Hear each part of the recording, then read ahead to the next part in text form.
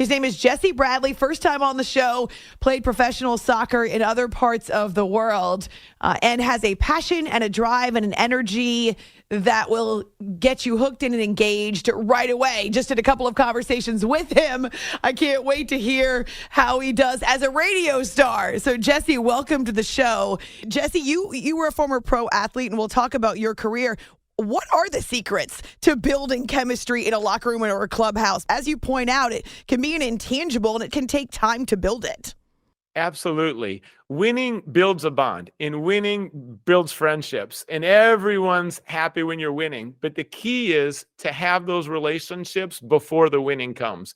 I've always felt like the best teams I played on, the most successful teams, it's felt like family. And we just like spending time together. And whether it's cards on the back of the bus, it's getting a meal together, it's talking about life together, you get to know everyone's personalities. And when you know who to joke with, you know who to jab, and you know how to bring out the best in one another. On the great teams, you're thinking we more than me. And you look around and you start to know where someone likes the ball. You know the run they're going to make, and you set them up for success.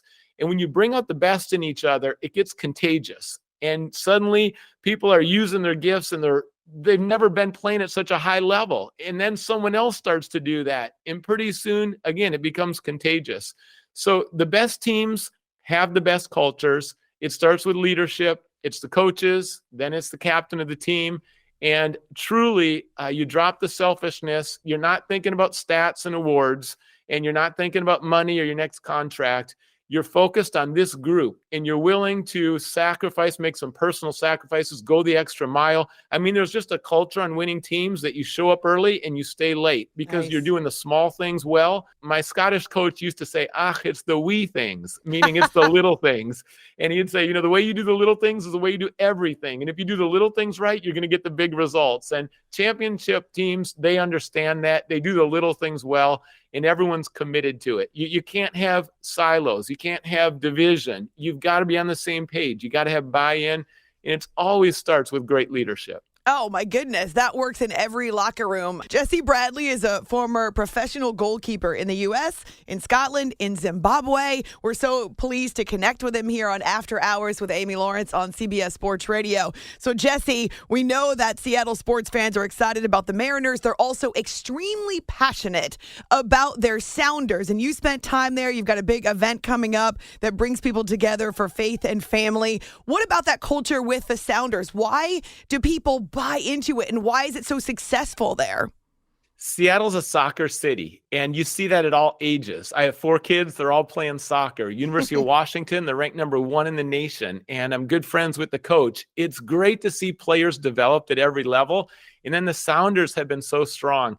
The Sounders won the CONCACAF title this year, and for those of you who don't follow soccer as closely, that's the champions of the MLS, the league in America, and the champions in Mexico, and they come together in a tournament. And American teams have never won that. This is the first time they ever won the championship. And so the Sounders are celebrating that this year, but really it's representative of American professional soccer now so much better than it's ever been. The quality of the players just keeps raising. The fans, there's 33,000 fans on average that come to a game for the Sounders, and it's electric. They're singing. It's an incredible atmosphere. Even if you don't understand the intricacies of the game, when you're in that stadium, you just don't forget it. And the Sounders have been consistent. They've won, again, MLS titles, 2 MLS titles. They've won other cups. They have a tradition of excellence, and the city, anytime someone does something with excellence, like let's say you don't enjoy the symphony that much, but if you go and you see the dedication and the excellence, you can appreciate that. And people who come to the games see that. And the constant singing and in the movement and the dancing, it's like it's a place you just want to be. And the Sounders have carried that. Faith and family, we had one before COVID, and then we had to wait a while for groups to gather, but this year it's back on. And so this next game that's coming up, Freddie Montero is the all-time leading scorer for the Sounders. He's also, in addition to MLS All-Star, won humanitarian awards. And so he and I, long conversation, talk about our life, our journey, our challenges, our faith, and that's part of the day. Faith and family, I love it that so many pro sports teams really see that for their athletes, it's holistic. And a lot of teams have chaplains. Sometimes you see prayer before a game and when someone gets injured. And all of us, we have intellectual, we have social, relational, we have physical, we also have spiritual. And I think faith and family is a celebration that we are spiritual beings. That's an important part of our lives. And I'm so grateful that the Sounders partner with us and we get to encourage people in this part of their lives. Except that it's more recent as a development with pro sports teams that they are paying attention to not just physical health, but mental health, emotional health. As you point out, spiritual health is so important. Athletes, just like any other human being in any walk of life, they tend to thrive when all of those various parts of us are healthy and working together. It's not just about having a physical body that is talented. It's about having a mind and a heart and your emotions that are also locked in. And you can see how teams are starting to understand that because they're spending millions and millions of dollars to make sure that their athletes are cared for in other ways. Yes, that's so well said. Cared for is the key, that it's not just someone who performs well on a field, but you're caring about the whole person. I played college in the Ivy League at Dartmouth, and I couldn't figure out my own life since I was doing so well. Our team won the Ivy League championship. I had personal awards. And then I was at a great school, and I couldn't figure out what was missing on the inside. And then I took a class, Introduction to World Religions, and I never even thought God existed. I come from a family kind of like Baskin-Robbins, 31 flavors. And listeners, that was spiritually. Listeners, CBS Sports Radio is probably a wide range, and we want to respect each other. So for me in my journey, it was something I discovered later in life, and the professor assigned the Bible, and I learned about Jesus, and I was blown away. I was like, wow, I've never heard this. And I started a relationship with God. But what happened is from the inside out is that I'm not performance-based identity. There's not so much pressure on me. I'm loved, and there's a security there. In similar sports psychology, why do teams bring them in? Because mental health is so important. And when you care for people, you're going to bring out the best in people. And that's true in every work environment. It's true in sports. And when you can provide, when an employer can provide the resources someone wants to develop and grow in different areas of their life, like that person's going to thrive. And when you're healthy on the inside, there's going to be an overflow on the outside. And that's so valuable. There's so much pressure on kids right now. They should be enjoying sports, but instead, sometimes the parents, I joke that because my kids, they play in soccer teams, and sometimes there's parents that are really over the top, and sometimes I'm tempted to be that way. If you had a camera, I'd call it the parents' cam, if you could show the sidelines and what they're yelling at this ref who's 14 years old and just got a ref license, and they're just cursing them out. If they had to show that on social media the next day on your page, it would be embarrassing. What other position do you get yelled at like that? But sometimes in sports, we get out of control. And if the parents are out of control, the pressure for the kids at home is intense. And then suddenly they're not enjoying it as much. And so, again, we're talking about culture in this interview, but changing the culture where it's different. And it isn't the pressure performance-based, but it's about developing people. It's about relationships. And when it's healthy at a young age, so often the kids then are going to excel. They're going to play the sport longer. They're not going to get burned out. And really, sports in our culture, sometimes sports dominates and it becomes the number one. And I don't think sports has ever been designed to be the number one in life. And when you elevate it that high, and I know because as a goalkeeper, I put that pressure on myself, you start to lose the joy of the sport. But when it's in its right spot and you've got other things that are above it, then you're at your best. Because we saw this with the men's national team, I think, against Japan recently, is that the World Cup's coming, they look stiff. And in sports, if you get too much pressure on you, you white knuckle it, you're not going to play your best. So having sports in its proper place, caring for the whole individual, that's really going to develop the kind of athletes that are going to be long-term, and then they can pour back into younger athletes. And now you've got a consistency where it's healthy. And we need that in sports. We really do. And the more athletes, high-profile athletes who are willing to speak out about their challenges in mental health or that they needed time to recover from something that happened in their families or personally to them away from the field, the court, the ice, the more people will be willing to speak out and recognize that it's okay. It's a very real part of being a human, forget being an athlete.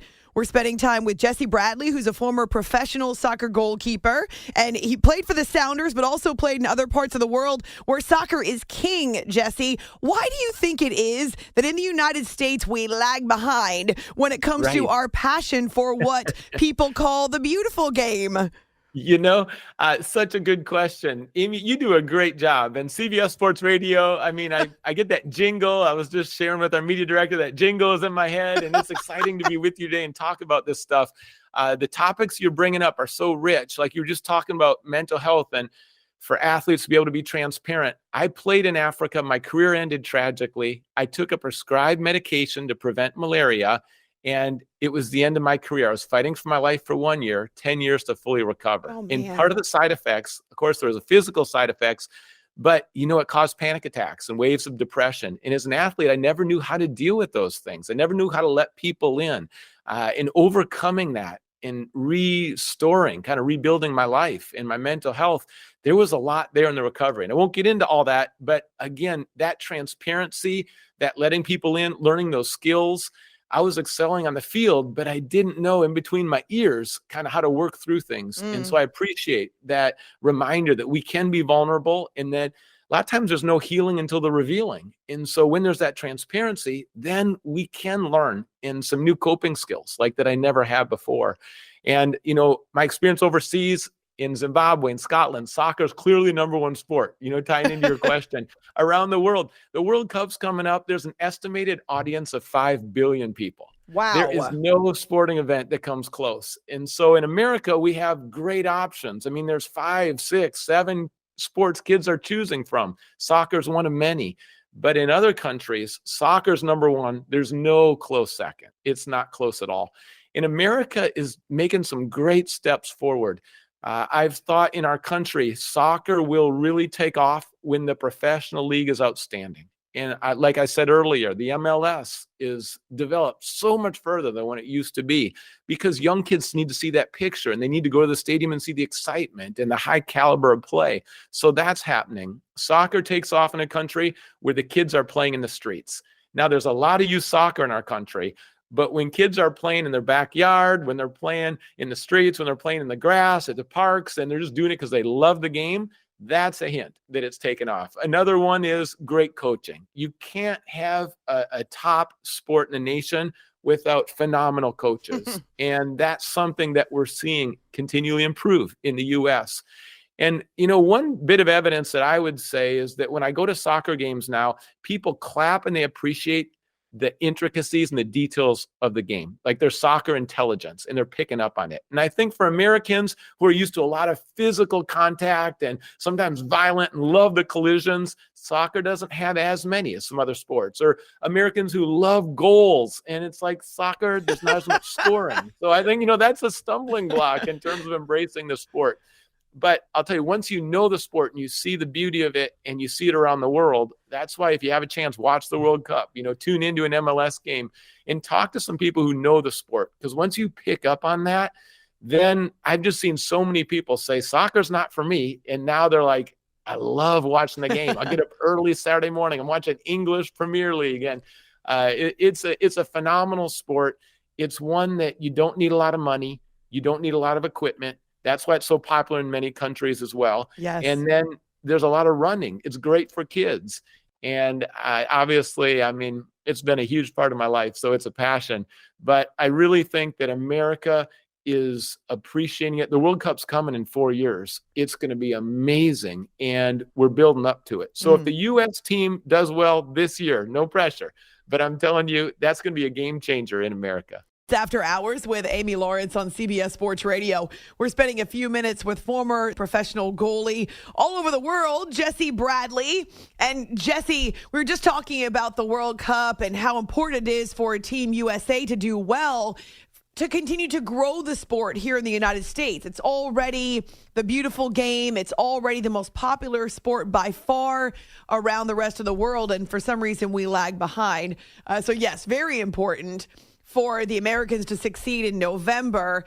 And I'm rooting, because I feel like it's a team that we can all get behind.